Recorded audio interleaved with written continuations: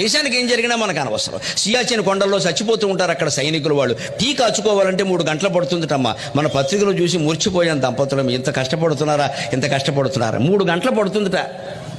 మనం 3 నిమిషాలు ఆగలేము టీ తాగడానికి. ఎసిడిటీ వచ్చేసింది అంటాం ఇక్కడ. 3 గంటలు పడుతుంది. పైగా 3 గంటలు శ్రమపడి కాచుకున్న టీ 3 సెకండ్లు తాగకపోతే గడ్డకట్టేస్తుంది.